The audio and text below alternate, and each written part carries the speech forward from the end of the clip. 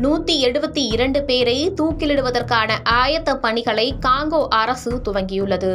காங்கோவில் மரண தண்டனை முறை 1980 ஒழிக்கப்பட்டாலும் 2006ஆம் ஆண்டு மீண்டும் கொண்டுவரப்பட்டது.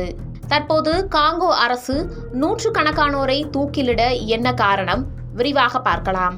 காங்கோ என்பது மத்திய ஆப்பிரிக்காவில் அமைந்துள்ள ஒரு நாடாகும். அந்நாட்டு ஆயுதமேந்திய கொள்ளையில் ஈடுபட்டதாக குற்றம் சாட்டப்பட்டவர்கள் குலுனாஸ் அல்லது நகர்ப்புற கொள்ளைக்காரர்கள் என்று அழைக்கப்படுவார்கள். அவர்கள் 18 இருந்து 35 வயதிற்கு உட்பட்டவர்களாக இருப்பதாகவும் சொல்லப்படுகிறது.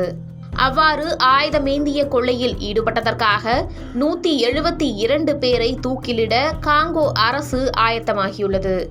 அதற்காக 70 கைதிகள் தலைநகர் கின்ஷாவில் உள்ள சிறைக்கும் 102 கைதிகள் மாங்களா மாகாணத்தின் அங்கெங்காவுக்கும் அனுப்பப்பட்டு உள்ளதாக அதிகாரிகள் தெரிவித்துள்ளனர்.